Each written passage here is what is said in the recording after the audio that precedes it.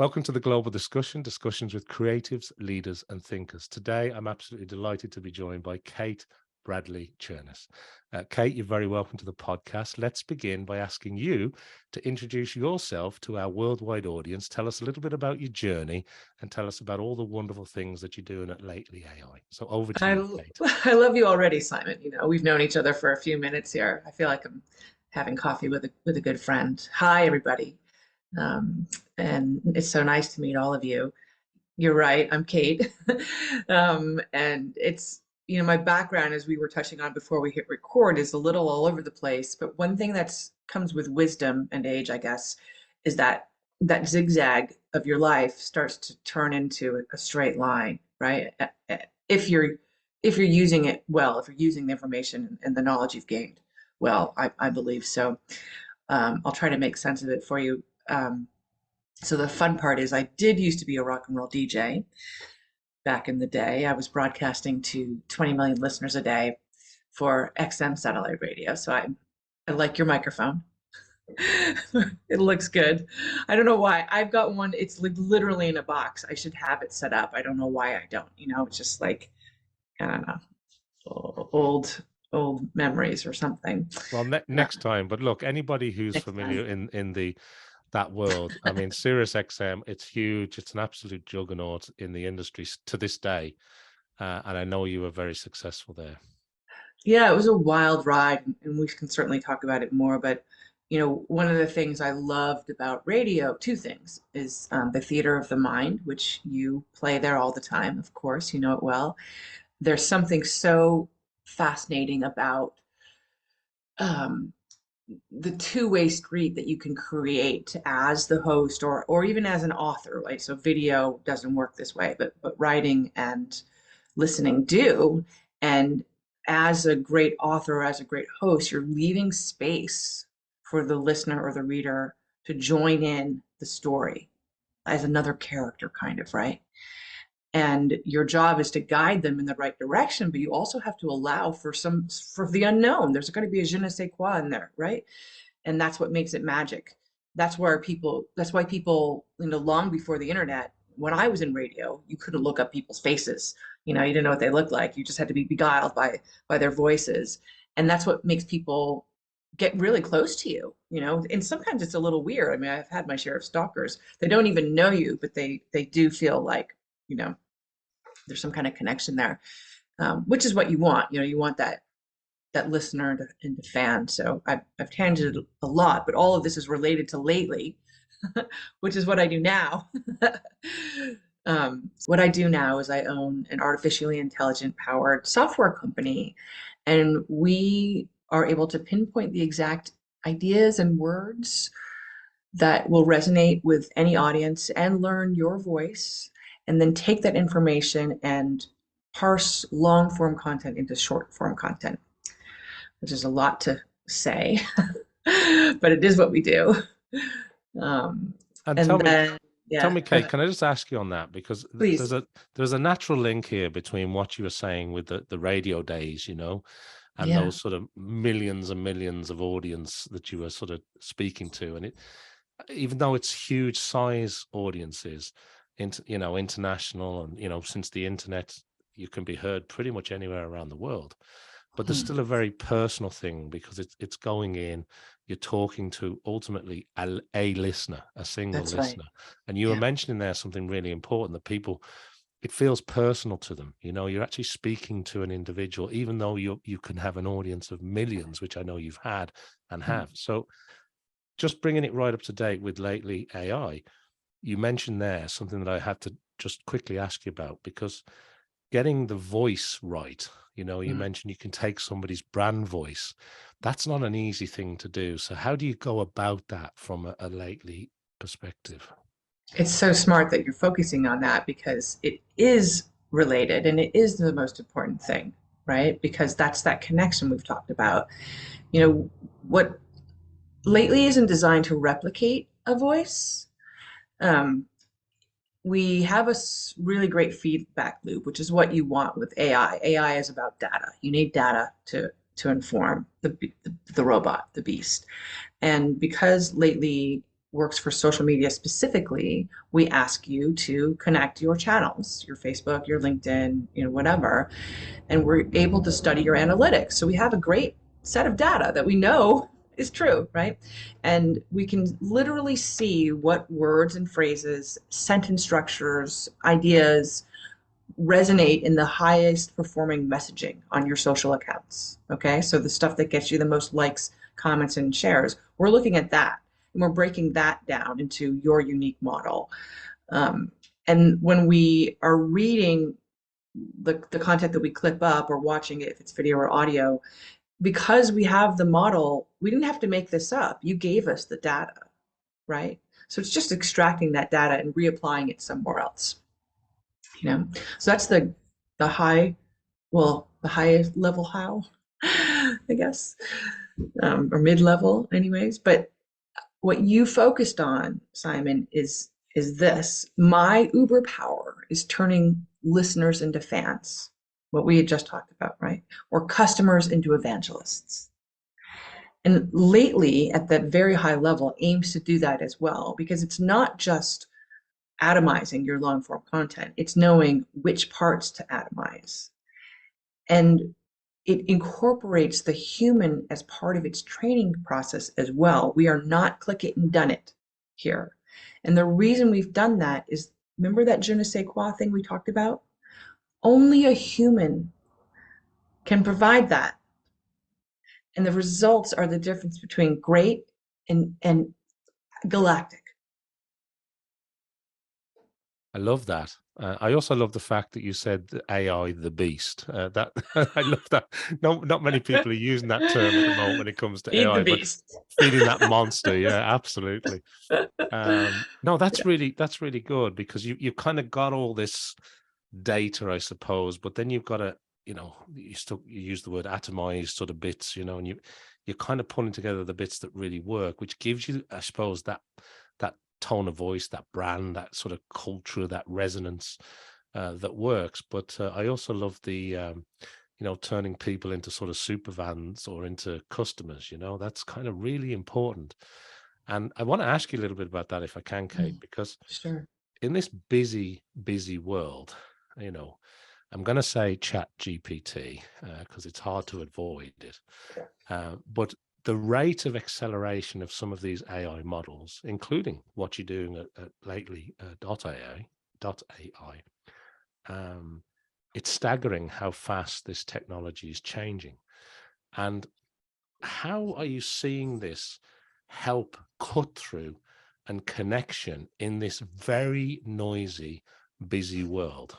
How does it help you actually make that connection?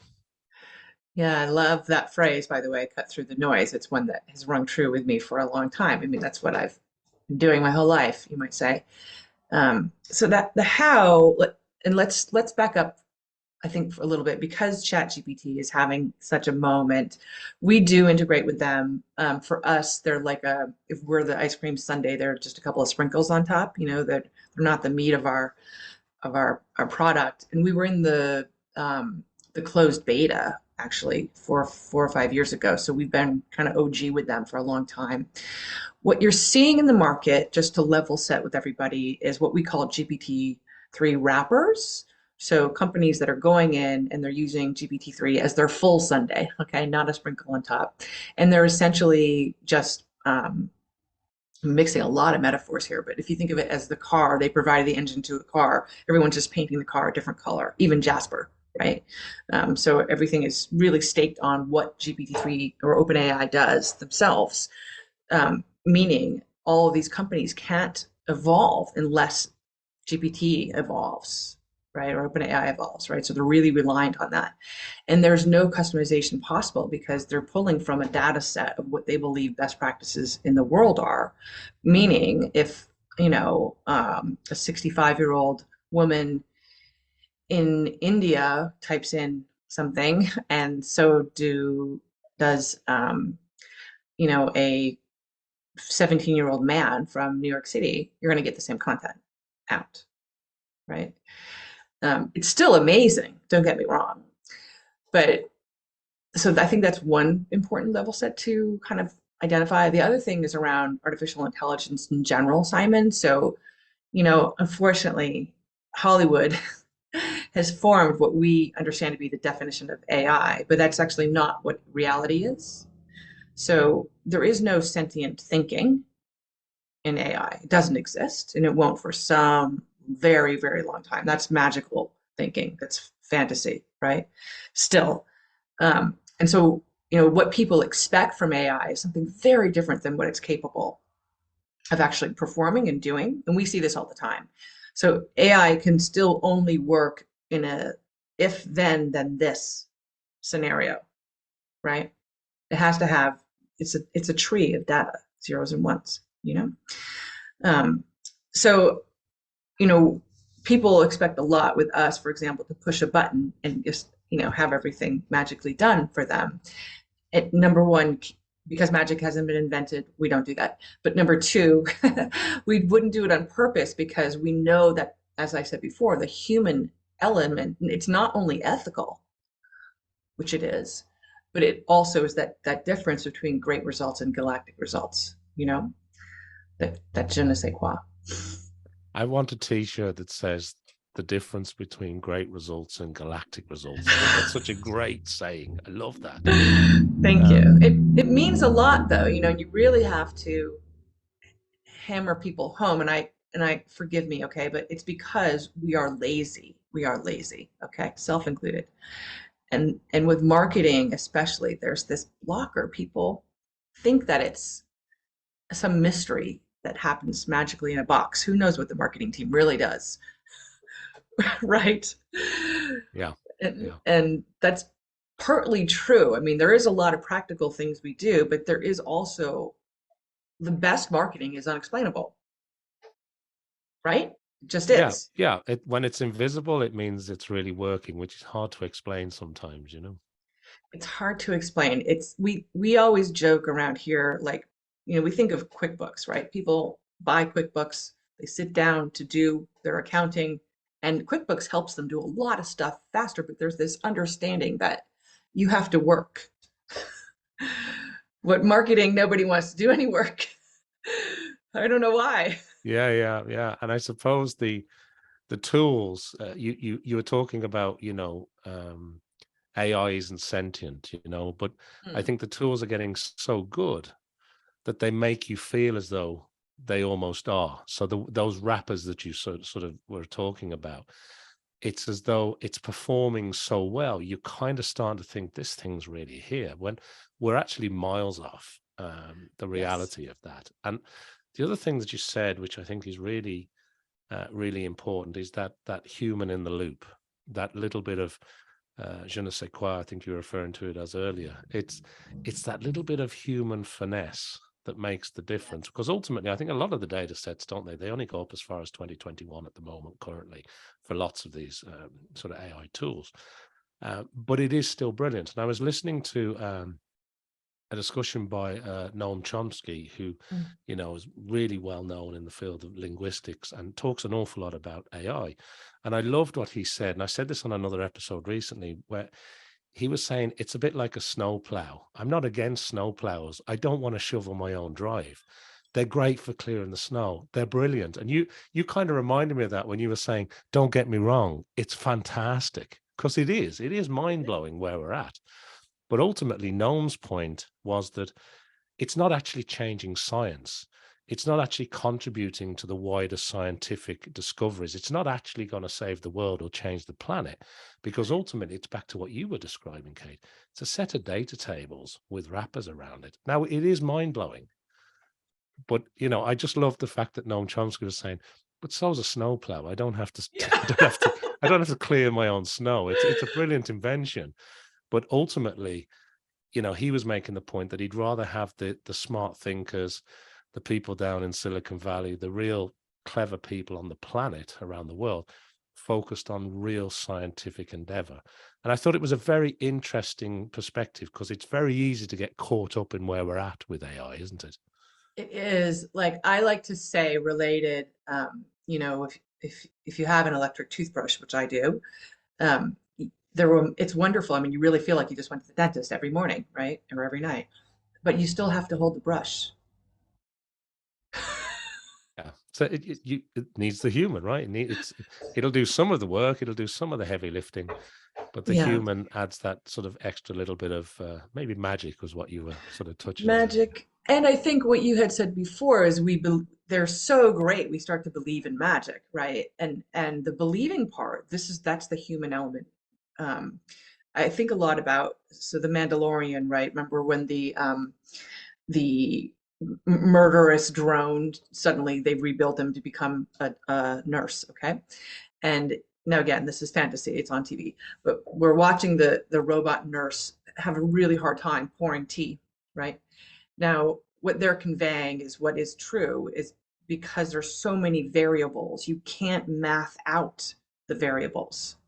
There's just not enough math to consider all the possible things that could go right or wrong pouring all kinds of different shapes of tea, different drinks, different the heights, like the weather. There's so many variables, right? And that's what we're fighting against. I mean, if we're fighting, or that's what the challenge is with AI, of becoming sort of sentient, is allowing for all the variables that humans can quickly adjust and react to, right? This is what just the simple, just lifting your foot up and putting your heel down and walking forward. Many thousands of, maybe even millions of things have to happen in that moment for you to not fall over on your bum. Yeah, and I suppose, that sort of touches on Moore's laws and the power of computing, Moore's law, sorry, the power of computing, the growth of data farms, and of course that's all wrapped up in the energy discussion. Yeah. But to bring it back to lately, because nerd alert over here, Simon. We're the absolutely, nerds. yeah. But I kind of want to. I can't help myself straying Both into it, of but us. I kind of want to bring it back to lately AI while I've got you here, Kate, because I want to talk a little bit about the results that the content that lately can produce. So whether it's, you use the term social selling on steroids, you talk a lot about long form content and making the long form content, really unlocking the power of that long form content in a world where we often hear about short, snackable, type content. But you're also talking about generating this content in a new way, which is really helping individuals and brands. And just before I finish that, I want to layer in the fact that lately is available in quite a number of languages now, and the complexity of also having the language elements, whether it's English, Spanish, Italian, Portuguese, Japanese, German, and I'm sure you've got more on the way, if not more already. But getting those long form insights, getting that social selling on steroids, being able to create those sort of game changing AI insights that lately, talks about delivering for its clients. And then you think about that in terms of multiple language and cultures around the world. How is all that? Just give us a little bit of insight into that world, because it sounds extremely complex.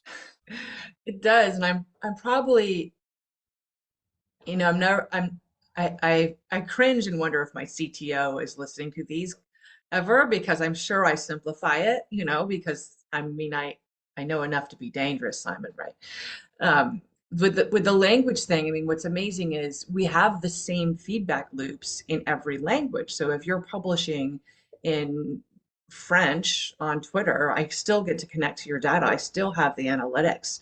So the feedback loops, the only reason we can't do sort of some of the languages we can't do is really because of well, two reasons. With audio and video, there's a transcription company that we use in the middle, and we're limited by their capabilities. Temi, they're very good. We also use Google sometimes as well. But then, so technically, Lately can do anything that reads left to right and has punctuation, because those are the parameters that were built into the AI of knowing what to clip. So Japanese works because it reads left to right. I mean, they do write that way. I mean, it's not always up and down, and there is punctuation. So we can't do, Sanskrit, for example, or Chinese yet. It's not that we couldn't. We just don't have the demand, and we haven't built the product to do that. Dutch doesn't work. I don't know why. There's something weird about the Dutch language. Must be some kind of some sort of accents or in the writing. But it's funny to us because we discovered we didn't build this, by the way. It was an accident. Some of our customers, it was a Portuguese speaking customer. I saw on LinkedIn that it said powered by Lately, and it was in Portuguese, and I was like, what? And she said, yeah, I tried it and it worked. And we're like, wow. And that's how it is, right? You know, the accident is the mother of invention. Yeah, I like that. Yeah, yeah. So that Twisting was that. more of a product that sort of escaped rather than got launched then.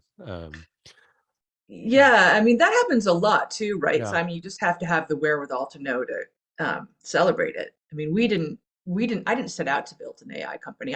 We didn't actually even know that's what we had built originally. And then we just started paying attention to the market and we're like, oh my God, this is us, you know?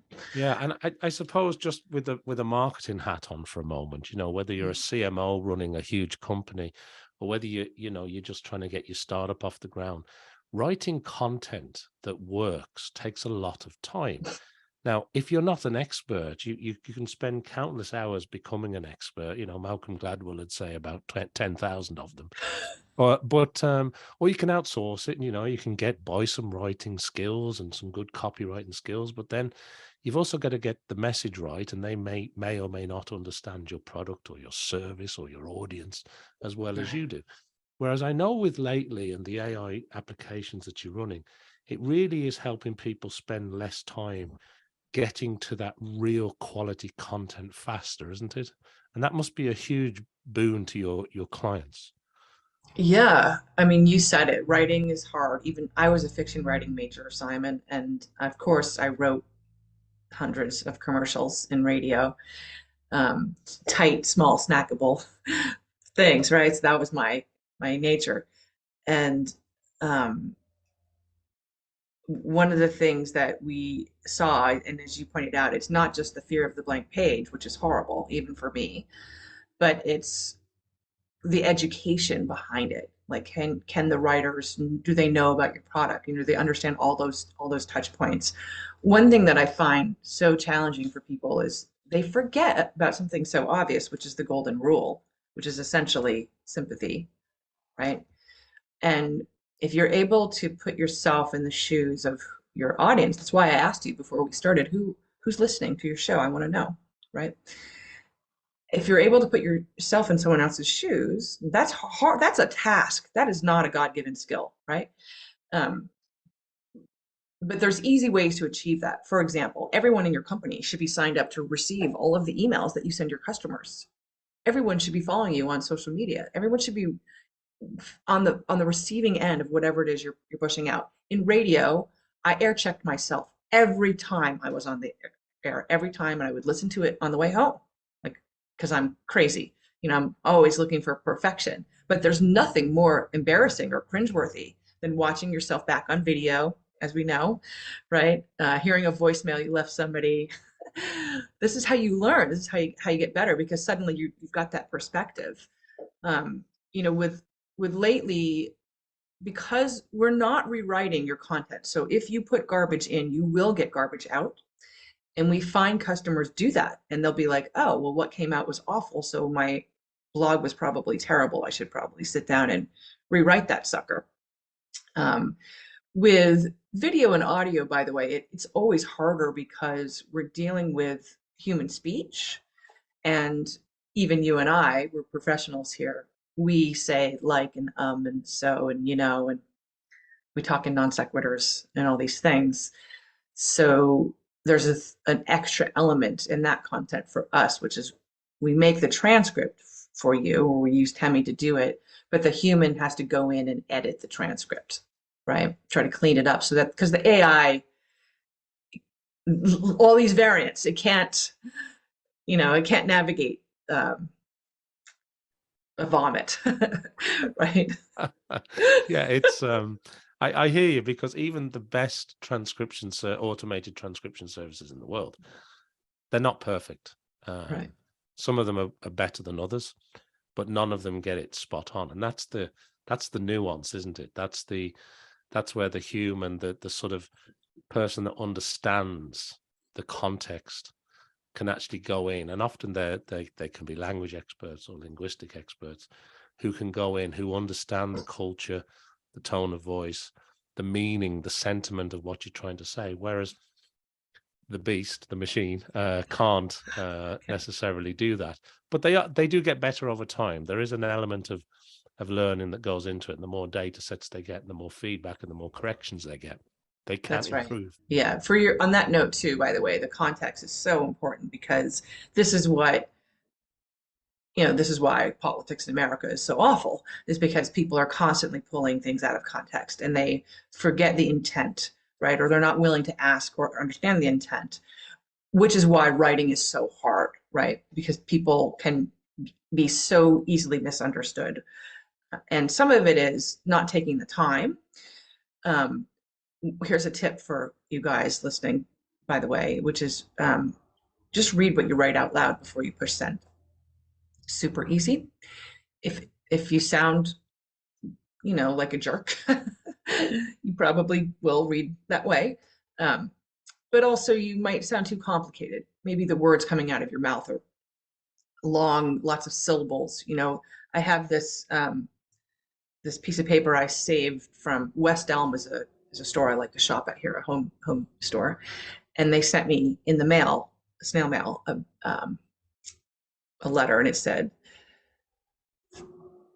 "This coupon is a duplicate of the." I lost it. It said, "This coupon is a duplicate of the coupon you received by mail. You're unauthorized to, reuse something." It was like this long, awful thing. Duplicate of the certificate. They didn't even say coupon. The duplicate of the certificate. And like, I remember reading it, just thinking, "Oh, you're just trying to tell me that I can't use this coupon twice." Right? That's what they're trying to tell me. But it was this legalese, And so I always think about that, Simon, how easy it is just to add punctuation, add an emoji, soften it up if you need to. I mean, I write in what I call resting bitch face. I write that way. I know I do. And so I have to. Smiley face. Yeah, very good. Very good. Well, you touched on something really important there, Kate, because that, that sort of softening up or adding an emoji, or what it is, it's helping to make the recipient of that message understand it better and get to the point quicker. It's like the coupon you're talking about. Well, if you just tell me in a language or a style that I understand quicker, the message will land faster, and it might actually lead to some engagement. I might actually go and use the coupon, guys, There you go. And I love the phrase that you used a little while ago, when we were talking. You said you were driving home when you were in the radio days, and you'd often air check yourself. And I think that's such an important sort of crossover between, listening back to yourself on radio and the importance of doing that. And, I love the fact that you said everybody in your company should be following your social media and receiving the communications. It's almost as though you need people to have that pulse of what's going on, to understand where you're coming from, because it also, I suppose, Kate, gives you another pair of eyes, another brain that goes, actually, that didn't really land with me. And, you kind of have people that can help you with that environment. So I love the air checking, and I love the fact that getting the people in that. And the other thing you mentioned is about context. And we all know that depending on which news company you follow or where you get your news, the context is very, very different in lots of places, not just in New York or the US, but all over the world. The UK is no different. And I suppose the context of something is so important, isn't it? We were talking about, if you just take something out of context, how it can have a completely different meaning. And it reminded me of, if you read something, say, in a court of law, but you get a bad read, it can come across completely different to a good read. So there's also the way it's delivered, and then there's what is the meaning of what's delivered, and the words that you use.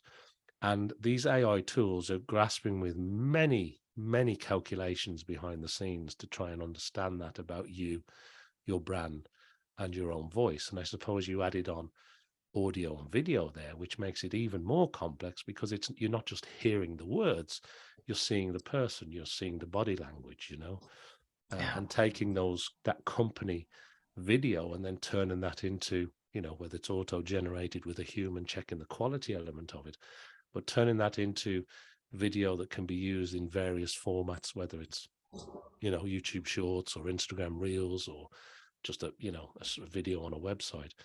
It's a very layered problem that you're trying to deal with, isn't it? It is, and it's because communication is what we're all after, right? What I like to do a lot, Simon, is to try to simplify things and go to the DNA, go to the baseline. So with communication, my objective is to get you to do something for me, or in general, right? All communication essentially has that as the core. We want people to do things for us, and we have to figure out how to ask or tell them to do this, right? Always. I mean, every text message, Slack message, email, sticky note, you know, you want your husband to take out the garbage, you want your son or daughter to do their homework, you want your head of sales to close the deal, you know. So if that's true, and then you're clear with yourself, be honest with yourself, what is my objective here? And don't be embarrassed by it, because I think a lot of women actually specifically are embarrassed by the objective, like hard to ask for money, for example. But if you know what the objective is, and then you set it to, you want to get there quickly, you want to shorten this time, you know, what's the most direct line? And then, this is what I had said vomit before, is because I'm a big fan of, I vomit then edit. Okay. So it should be like 4 parts editing, 1 part vomit. You get that out there, and then you spend all your time shuffling it around. And Lately is designed the same way. So it knows what parts to lift out. And it's literally asking you, did I get it right? And everything you do, whether you delete it or edit it or publish it, it's taking a moment to learn. But it's saying to you, there's something here, Kate. There's something worthwhile that we know will resonate with your audience. And like, I think of all these little tidbits as garlic. Like, everything that Lately gives me, I work through every one of them.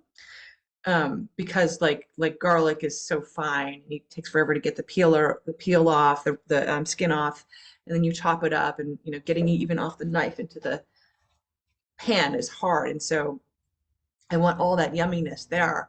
And so I'm kind of anal retentive, and I'll take so much time with AI and nuance every little thing.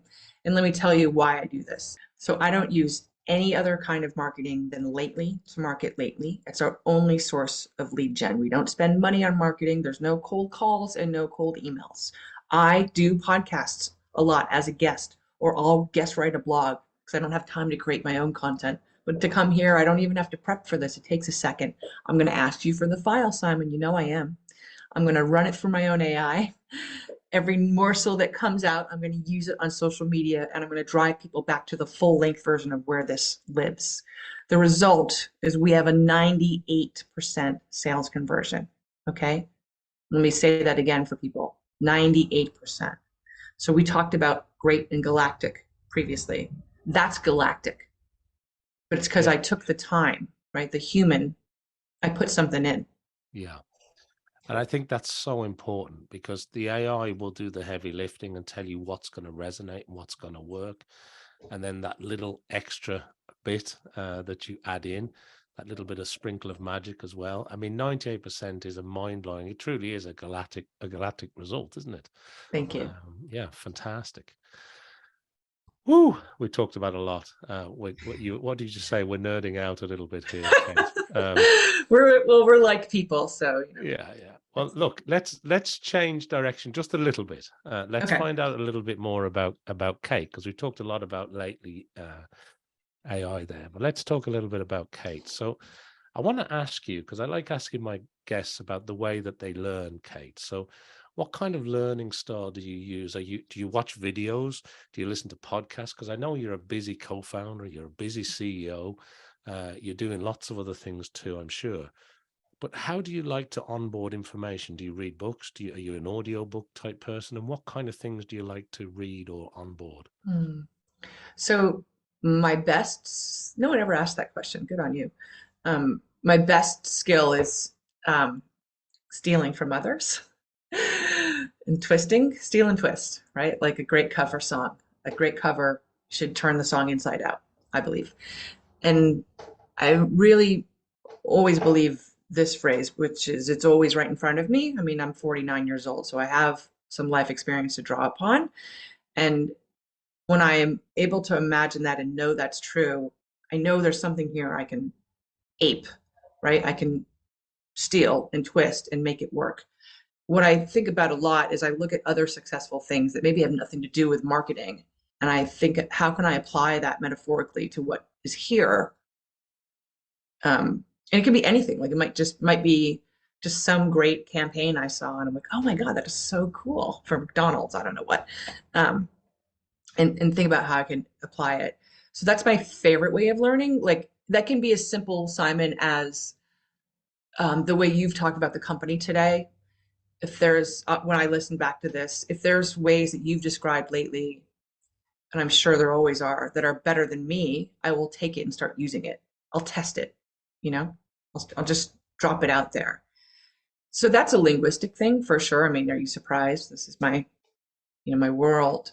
And I love that. I'll steal from my co-founders, my investors, like the way that someone, because the shoemaker has no shoes. So I feel like there's always a challenge for me to describe what I'm doing well. Very hard, actually. It's very annoying. It's the bane of my existence, right? Then, if this is embarrassing, I haven't been reading for a couple years. I used to always read before I go to bed, and I'm just tired, so I'm not. And I feel like all day long, my brain is just getting, waterboarded with all this information. And I want nothing more than to check out into somebody else's weird life and watch a movie or something at night. Yeah, I can understand that. Yeah. Because it is, right? I mean, you're right at the cutting edge of what's going on in the world when it comes to technology and AI. And, sometimes, turning on Netflix is a nice escape for a little while, So I get that. I get that. And also, when you're talking about stealing and twisting, you're speaking very much like an artist there, because when you talk to a lot of artists, and I've had the pleasure of speaking to many artists and many creative people in that endeavor, and they talk a lot about how they take from other artists, and they learn, and they, things have an impression on them and their outside world, and they reinterpret that on a canvas or a sculpture or whatever. And you're doing something very similar in your world, because you're taking all these sort of external stimuli and you're changing that into and making that into something that's really usable. And then you sort of, you mentioned you test it then, make sure it's working and analyze it. And it's very similar to the way a great artist would think, or how they would be inspired by certain things. And it could be that, it could just be a McDonald's advert. It could be something you watch on TV, or it could be just something else completely. And I like the fact that your field of vision is slightly wider than where your sort of work is, because it's often in the edges where we find the interesting things that help us move forward. So thank you for sharing that, Kate. I really, really appreciate that. Thank you. You make me sound much cooler and smarter than I think I am. I don't think you need any help to come across as smart. You're running a real smart company. Thank listen, you. The other thing I want to ask you, Kate, if I can, is throughout your journey, so whether it's back to your XM days, your radio days, or whether it's all the great work that you've done and experiences that you've had, or right up to date, people must have inspired you along the way. You must admire certain character traits, and that could be somebody from your childhood or somebody you bumped into yesterday. But when I ask you that question, what springs into mind? Yeah, it's always a tough one. People often ask me things like, who do you look up to? And I always say, me. I look up to me. Right. And it's so important because I think I've been doing a lot of meditation, Simon. So I do 10 minutes a day with Sam Harris from Waking Up. That's the app. 10 minutes, that I started because I figured, okay, I got to be able to find 10 minutes somehow. I can do it. I've now combined it with walking, because I go for a walk every day, and I realize that you can meditate while you're walking. I'm like, uber productive. One of the things that Sam teaches is called metta, or loving kindness, the practice of imagining someone you care about and over and over again wishing them, may you be happy, may you be free of pain and suffering.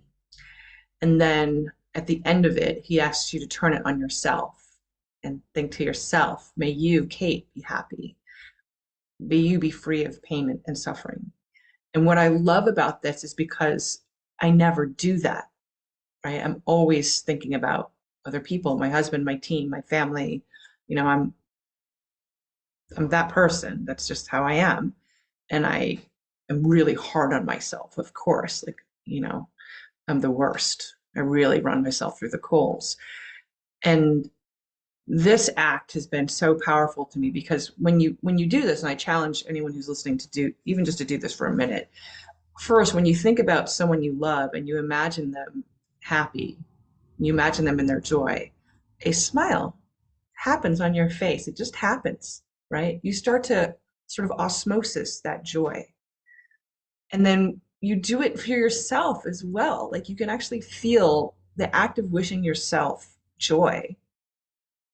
Like it changes your perspective for the day, right? Your shoulders drop, you stand up taller, the world is bright. Love that, Kate. Love that. And it reminds me very much of, I'm sure everybody's heard the saying, but if you're a busy person, you've got to squeeze in that 5 to 10 minutes of meditation a day. And if you're a really busy person, you better put in half an hour or an hour, Right, more. I love that. It's so true. It is so true. And something you said a moment ago as well, look, I haven't read books in a few years, and sometimes we feel guilty about that, but life changes, things come in and out of our lives. And I think having that meditation, whether it's the little walk that you're doing and you're doing it while you're walking, or just stopping and being grateful for what you've got, grateful for the people around you, and to wish them well. And because it does reflect back on yourself. And I also love what you said, Kate, about, and thank you for sharing it, how you're sort of almost at the end of the line. You're the last one, you're thinking about other people too. And I fall into that trap a lot. You can keep working and working and be busy and constantly doing things. And it's at the detriment of yourself. And so sometimes taking that little bit of time for yourself is such an important message to get across. So thank you for including that here. And thanks for sharing how that works in your life, really do like that.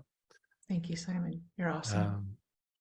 So the other thing that I want to ask you, because I don't want to run out of time, I just want to ask you a couple of things while I've got you, okay. Kate. The best advice you've ever received from somebody, or maybe the best advice that you pass on to others? Leave silence in the room. It's so powerful. On the air, when you stop talking, what do people do? They turn it up, right? They turn up the volume, they lean forward. It works with investors as well. My investor, Joanne Wilson, has been telling me this for years. Stop talking, stop. And I learned the power. You can do it in a sale as well. Just stop talking. People will start selling the product for you. The customer will. It's really powerful. I love that. I was talking to a gentleman called Tom Morley. He was the founder of a very popular band, Scritti Politti. Yeah. Went global. God. I'm sure you know them. He's actually on one of these episodes. He's a real creative soul. But Tom was saying, at the gigs, he watched somebody sort of sing the song and blast it out, and then they'd step back from the mic, and then the audience would sing. And he said, that's how you get human engagement. Yeah. Oh my God, I get chills because I've been in an audience when they do that. Right. It's wonderful. Isn't it? He said that's how, by not engaging, they get the most engagement. And I thought that was just incredible. But anyway, real quick, because I know we're running out of time here. What does it look like for the next 6 to 12 months? What are you hoping to achieve, Kate? Oh God, that joy, I keep imagining what is the joy that would, that I want to achieve. And there's a lot of options. AI is so hot right now. Do we want to be acquired? Of course we do. Do I want to raise another price round, my first price round, and raise $15 million? Of course I do. Everything I have to look at, obviously with my board, these are my, my public answers. What I want more than anything, Simon, is to I always say this. I always say I want to rub it in, which is true. I do want to rub it in, but I want to achieve one of the many milestones that have been laid out to achieve, right? That you're supposed to achieve in Startup Land. And I want to be happy about it for more than 1 second, because that's what happens it happens and it's great. And then the fucking world is falling down the next second and you're back at it, and what I want is just, could I just please have like an extended period of joy? Fantastic. I love that. That's a great answer. Thank you. 100%. And my last question is there anything else that I haven't mentioned that you want to bring to our international audience? And also, if people want to find out more about the organization, the great work you're doing lately, where can people reach out and connect with you or the company? Where are you sending people to these days, Kate? Yeah, so you can find me at Lately AI Kately on Twitter. I'm very friendly. So, and www.lately is us. www.lately.ai. That's us. Here's what I want to say to everyone listening. Thank you, first of all, and thank you, Simon. My aunt just died, and where I come from, aunts are really a big part of your life. And it sounds so silly. Everybody knows everybody's going to die, but just take a moment and call someone that you haven't talked to for a while, because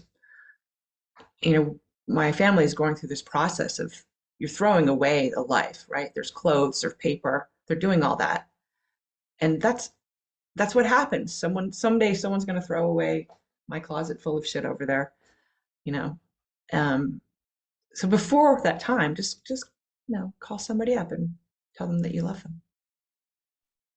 That's such a lovely note to end on. I'm sorry for your loss, Kate, but thank you so much for sharing that. And it's such an important point. So I think that's a lovely note to end on. So thank you very much indeed to Kate Bradley Chernis. It's been a pleasure catching up with you today, Kate. Thanks to everybody for watching and listening to this episode of The Global Discussion.